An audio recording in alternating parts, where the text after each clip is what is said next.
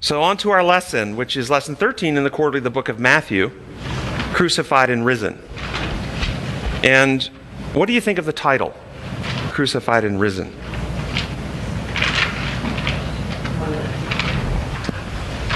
The memory text, and a little curious as they brought the memory text, but this is Christ in Matthew 28 after his resurrection speaking to the apostles, and he says, all authority has been given to me in heaven and on earth.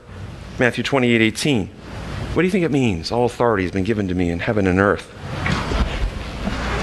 Do you think he's stating that he is now reassuming the powers and authorities that he had prior to his incarnation, which he set aside during his incarnation? Do you think that's what he's saying?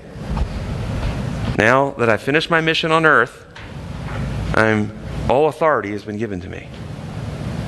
Does authority denote more than power? Does it connote more than power? Authority. Doesn't authority also imply or connote the rightful use of power? The right to use power.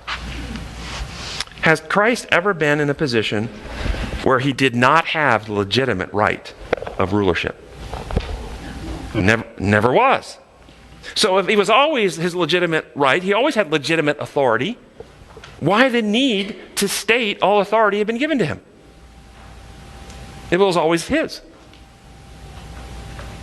Had there ever been a time when his rightful use of power and authority was questioned? Could it be that humans didn't recognize Christ as truly equal with the Father?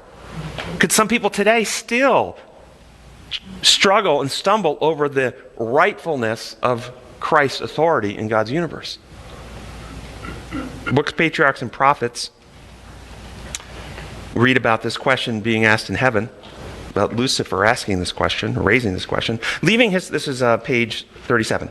Leaving his place in the immediate presence of the Father, Lucifer went forth to diffuse the spirit of discontent among the angels.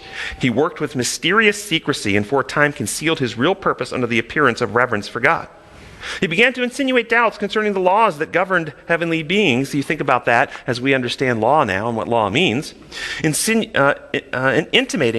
that though laws might be necessary for the inhabitants of worlds, angels, being more exalted, needed no such restraint, for their own wisdom was a sufficient guide. Think that through. Think that statement through. That is clearly imperial law thinking. We don't need a rule about speed limits. We know how to keep our car under control. It's an arbitrary law.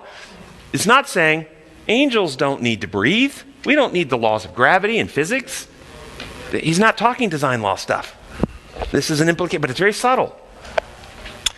They were not beings that could bring dishonor to God. All their thoughts were holy. It was no more possible for them than for God himself to err. The exaltation of the Son of God as equal with the Father was represented as an injustice to Lucifer, who, it was claimed, was also entitled to reverence and honor. If this prince of angels could simply attain his true exalted position, great good would accrue to the entire host of heaven, for it was his object to secure freedom for all. But now, even the liberty which they had hitherto enjoyed was at an end, for an absolute ruler had been appointed them, and to his authority all must pay homage. Such were the subtle deceptions. You see, there's a ruler with arbitrary rules that you better keep, because if you don't, he's got power and he'll police the breaches of that law and he'll punish you. We aren't free anymore. We're slaves to this ruler, this law. This is all imperialism that he's raising in heaven. Next paragraph. And this is the key paragraph. There had been no change in the position or authority of Christ. Lucifer's envy and misrepresentation and his claims to equality with Christ had made necessary a statement of the true position of the Son of God, but this had been the same from the beginning. So this declaration, this need to state all authority, I think, is based on the fact that Christ's authority has been questioned and misrepresented. But his authority has always been true.